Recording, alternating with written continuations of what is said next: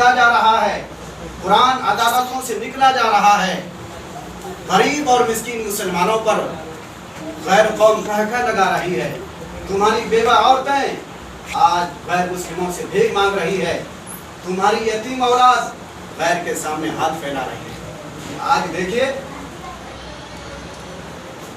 مسلم کی لڑکیاں کتنے جو ہے غیر قوم کے ساتھ بھاگ رہی ہیں، کوئی انتظام نہیں ہے۔ باضابطہ اس کے لیے تنظیم قائم کرنا چاہیے تاکہ غریب لڑکیاں جو ہے اس کی آسانی سے شادی ہو سکے۔ آج جو ہے پیسے نہ ہونے کے باوجود، پیسے نہ ہونے کی وجہ سے جو ہے آج مسلم لڑکیاں جو ہے غلط قدم اٹھا لیتی ہیں۔ آج مسلمانوں کو سوچنا چاہیے یہ سب کچھ کیوں ہو رہا ہے، اس لیے کہ مسلمان کے اندر رحم و کرم، ہمدردی، محبت کا مادہ جو نبی صلی اللہ علیہ وسلم نے پیدا کیا تھا، قرآن نے سکھایا تھا، آپ صلی اللہ علیہ وسلم نے پیدا کیا تھا، قرآن نے سکھایا تھا اور صحابہ نے اپنایا تھا، علماء مجتہدین نے اس کی نظریں پیش کی تھی۔ لوگوں حقیقت پوچھتے ہو، لوگوں حقیقت اگر پوچھتے ہو تو یہ دین جس کے لیے بے شمار لوگوں نے اپنی جانوں کو نذرانہ پیش کیا تھا، وہ دین ہم تک بغیر کسی محنت و مشقت کے پہنچا ہے۔ اس لیے تو ہمیں اس کی پاسبانی اور حفاظت کرتے ہوئے ہار آتی ہے، ڈر لگتا ہے، اور مال خرچ کرتے ہوئے ڈر لگتا ہے۔ کسی شاعر نے کہا ہے، نہ ہو قدر دولت جو خود سے ملی ہو، نہ ہو قدر دولت جو خود سے ملی ہو، قدر اس کی ہوتی ہے جو دکھ سے ملی ہو۔ ایک زمانہ وہ تھا، آپ صلی اللہ علیہ وسلم نے اعلان کر دیا کہ اللہ کے راستے میں مال خرچ کرو، اللہ کے راستے میں مال خرچ کرو، اور جان کی بھی اپنی قربان کرنے کے لیے تیار ہو جاؤ، اور جان کی بھی قربانی دینے کے لیے تیار ہو جاؤ۔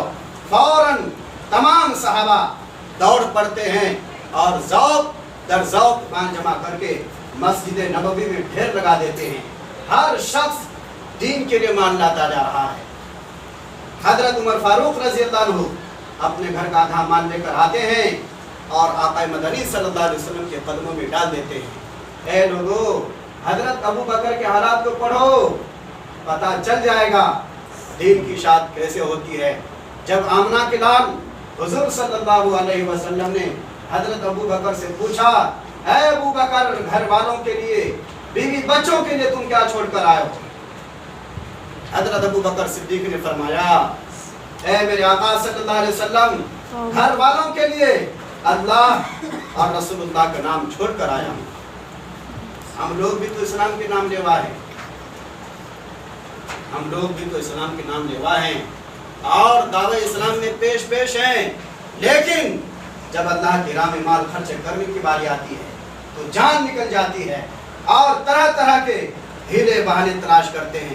آج دیکھو مسلمانوں کے سامنے دین کی کتنی ضروریات موجود ہے، مگر لہو العلم میں مسلمان خرچ کرنا تو فخر سمجھتے ہیں اور راہ حق میں صدقہ کرنے کو ہلاکت مان کہتے ہیں۔ یہ اس قوم کی بد نصیبی ہے۔ مسلمانوں، تنظیم کو قائم کرو، تنظیم قائم کرو، اپنے مال وسائل سے کارخانے لگاؤ تاکہ مسلمانوں کو کارخانوں میں کام کا موقع ملے، بیواؤں کو ان کی حسب حالت کام حوالہ کر کے ان کا وظیفہ متعین کرو، تعلیم کو جاری کرو اور اونچی سے اونچی تعلیم حاصل کرو، اور سب سے اونچی تعلیم قرآن پاک کی ہے، اس پر مال خرچ کرو، اس پر مال خرچ کرو، آخرت میں تمہیں بے پناہ بدلہ دیا جائے۔ حضرات، زکوٰۃ کا مسئلہ جو ہے صاحب نصاب پر ہے۔ جس شخص پر جو شخص 52.5 تولہ چاندی کا مالک ہو یا 7.5 تولہ سونے کا مالک ہو، اس شخص پر جو ہے زکوٰۃ فرض ہے، یا دونوں چیز ملا کر ایک ہو رہے ہو، ایک ہوگا تو اس پر بھی زکوٰۃ فرض ہے۔ اگر سونا چاندی نہیں ہے، 52.5 تولہ چاندی کی مقدار اگر پیسے ہیں، کیش ہیں، تو اس شخص پر بھی، اس صاحب پر بھی جو ہے زکوٰۃ فرض ہے۔ بہت سارے لوگ کے جو ہے مکان ہے، اگر اس کرایہ کو جمع کیا جائے، اگر 52.5 تولہ چاندی کی مقدار کو پہنچ جائے، سال گزرنا واجب ہے، جمع ہونا بھی واجب ہے۔ اگر اس دوران خرچ ہو گیا، کرایہ آیا اور خرچہ ہو گیا، تو اس پر زکوٰۃ فرض نہیں ہے۔ 1 لاکھ روپے میں جو ہے 2500 روپے جو ہے زکوٰۃ نکالی جائے گی۔ اور اس طرح جو حساب کر کے اپنا زکات نکالیں۔ حضرت ابو درداء رضی اللہ عنہ فرماتے ہیں کہ ایک دن حضرت عائشہ صدیقہ کے پاس حضرت عبداللہ ابن عباس نے جو ہے 3,70,000 درہم دیے، آپ نے اسی دن سب کو صدقہ کر دیا۔ اور جب شام ہوئی تو حضرت عائشہ صدیقہ نے اپنی خادمہ سے کہا کہ کچھ روزہ افطار کرنے کے لیے لے آؤ۔ تو میرے بھائیوں، ان کی خادمہ نے ایک جو کی روٹی اور زیتون کا تیل لا کر رکھ دیا۔ یہ وہ لوگ تھے جن کے اندر خدا کا خوف ہوتا تھا، یہ وہ لوگ تھے جن کے اندر خدا کا خوف ہوتا تھا اور جن کے سامنے رب کائنات کا یہ فرمان ہوتا تھا، والذین یکنزون الذهب والفضة ولا ينفقونها فی سبیل اللہ فبشرهم بعذاب علیم۔ جو لوگ سونا چاندی جمع کر کے رکھ رہے ہیں، جو لوگ سونا چاندی جمع کر کے رکھ رہے ہیں، اگر اس کی زکات ادا نہیں کرتے تو انہیں دردناک عذاب کی خبر سنا دی۔ یہ وہ لوگ تھے جن کے اندر خدا کا خوف ہوتا تھا اور جن کے سامنے رب کائنات کے فرمان ہوتا تھا، یوم یحمى علیہا فی نار جہنم فتکوی بها جباہہم وجنوبہم وظہورہم ھذا ما کنزتم لانفسکم فذوقوا ما کنتم تکنزون۔ جس دن زکات نہ دینے والوں کے مال کو ان کو دوزخ کی آگ میں تپا کر ان کے پیٹھوں اور بازوؤں کو داغا جائے گا اور ان سے کہا جائے گا کہ اپنے جمع کیے ہوئے خزانہ کا مزہ چکھو۔ حضرات، روایت میں آتا ہے ایسے آدمی کے مال کو جو زکات نہ دیتا ہو، جس پر زکات فرض ہے، ایسے آدمی کے مال کو جو زکات نہ دیتا ہو، سونے چاندی کے تختیاں بنا کر ان کو جہنم کی آگ میں دبا کر ان سے اس کے جسم کو دبا جائے گا۔ اور ایک روایت میں یہ بھی آتا ہے کہ جب لوگ زکات دینا چھوڑ دیں گے، آج کتنے لوگوں پر زکات فرض ہے لیکن اس بات کی اہمیت نہیں ہے، جب لوگ زکات دینا چھوڑ دیں گے تو اللہ پاک ان سے باران رحمت کا پانی کو روک لیں گے۔ لوگوں، تم نے زکات کو روکا، اللہ تعالیٰ نے اپنی رحمت کی بارش کو روک لیا، اللہ تعالیٰ نے اپنی رحمت کی بارش کو سکوڑ لیا اور نتیجہ یہ ہوا کہ تمہارے تمام آلات فیل ہو کر کے رہ گئے۔ آپ صلی اللہ علیہ وسلم نے فرمایا، جس شخص کو اللہ پاک نے مال دیا، جس شخص کو اللہ تعالیٰ نے مال دیا اور اس نے مال کی زکات نہ دی، تو مال قیامت کے دن ایک زبردست اژدہا کی شکل میں بنا دیا جائے گا۔ اس مال کو قیامت کے دن ایک زبردست اژدہا کی شکل میں بنا دیا جائے گا جس کے 2 جبڑے ہوں گے۔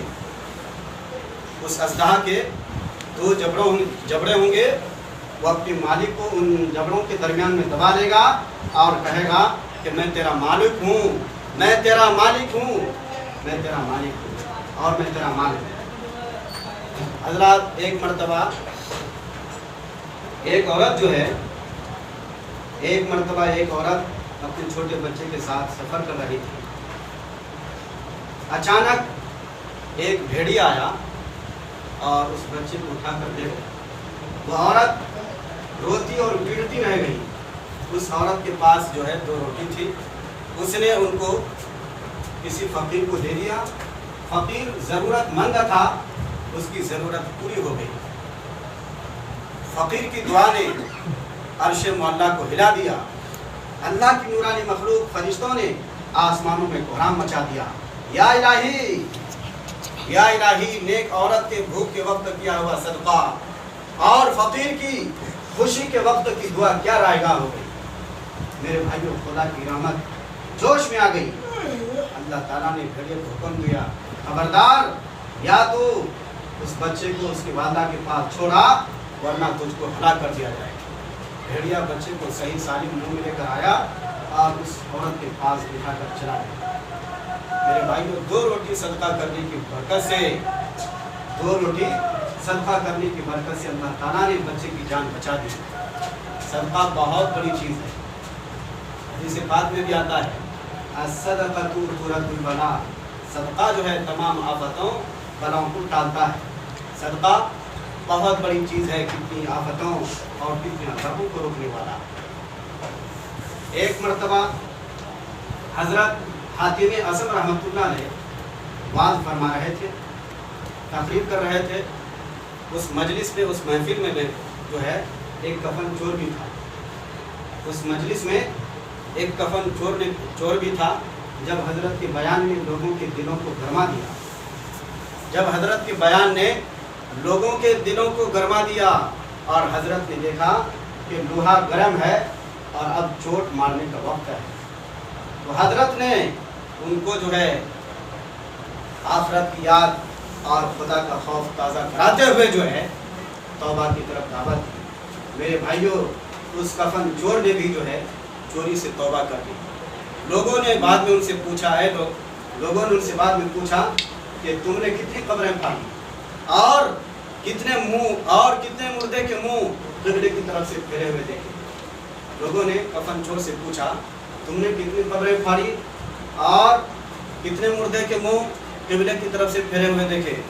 उस कफन चोर ने कहा कि मैंने 20 साल में 7,000 कब्रें फाड़ी, जिनमें से सिर्फ और सिर्फ 100 आदमियों का मुंह क़िबले की तरफ था और बाकी 6,900 आदमियों का मुंह क़िबला की तरफ से फिरा हुआ। अल्लाहुम्मा हिफ़्ज़ना, मुसलमानों गौर करो, ये नतीजा अल्लाह की राह में माल खर्च न करने का है। ये नतीजा अल्लाह की राह में माल खर्च न करने का है। अल्लाह की राह में माल खर्च करने में बुखल से काम नहीं लेना चाहिए। एक दिन मरना है, आखिर मौत है। एक दिन मरना है, आखिर मौत है। कर ले जो करना है, आखिर मौत है। सदक़ा फ़ित्र से तत्हीर सियाम भी होगी और गरीबों के लिए तत्हीर ताम भी होगी। हज़रात, रमज़ान मुबारक के आखिर अशरा में दूसरा अहम काम एतकाफ़ करना है। रमज़ान मुबारक के अशरा आखिरा में दूसरा अहम काम एतकाफ़ करना है। रमज़ान शरीफ के 20 तारीख की शाम को सूरज गुरूब होने के वक्त से एतकाफ़ का वक्त शुरू हो जाता है और ये एतकाफ़ उसी मस्जिद में होगा जहाँ नमाज़ बाजमात 5 वक्त होती है। इसकी अहमियत के पेश नज़र आप सल्लल्लाहु अलैहि वसल्लम हमेशा पाबंदी से एतकाफ़ किया करते थे। हम लोगों को भी चाहिए कि इस सुन्नत मुक्किदा की तकमील में हरगिज़ गफलत ना करें। एतकाफ़ जो है सुन्नत मुक्किदा अल किफ़ाया है। अगर एक आदमी भी एतकाफ़ कर ले तो सबके ज़िम्मे से अदा हो जाएगा, और अगर कोई भी एतकाफ़ लेना बैठे तो पूरा गांव वाला जो है गुनाहगार, पूरे गांव वाला गुनाहगार होगा। और औरतें जो है अपने घर ही में जहाँ वो नमाज़ पढ़ती हो वहीं। अब मैं सदक़ा फ़ित्र और उसके हकीकत को बयान करके अपनी बात को ख़त्म करता हूँ। हज़रात, सदक़ा फ़ित्र जो है, सदक़ा फ़ित्र बारगाह खुदाबंदी में एक नजराना है जिसका अदा करना हर आज़ाद मुसलमान मालिक निसाब पर वाजिब है। सदक़ा फ़ित्र ईद के दिन सुबह के सूरज तुलू होते ही वाजिब हो जाता है। बेहतर और अफजल ये है कि सदक़ा फ़ित्र जो है ईद की नमाज से कबल अदा कर दे और बिला किसी शरई उज़र के ताख़िर ना करे। सदक़ा फ़ित्र की मिक़दार निस्फ़ सा यानी तकरीबन 1.25 सेर गेहूँ सदक़ा फ़ित्र अपनी तरफ से और अपनी नाबालिग औरत की तरफ से भी देना होगा। फी आदमी में जो है सदक़ा फ़ित्र 60 रुपये निकाले जाएंगे। एक आदमी में सदक़ा फ़ित्र 60 रुपये निकाले जाएंगे। दुआ कीजिए कि अल्लाह पाक हम सबों को ज़कात अदा करने की और सदक़ा फ़ित्र अदा करने की तौफ़ीक़ अता फरमाएँ और सदक़ा जारिया में भी हिस्सा लेने की तौफ़ीक़ अता फरमाएँ। आमीन। वाखिर दावाना अल्हम्दुलिल्लाह।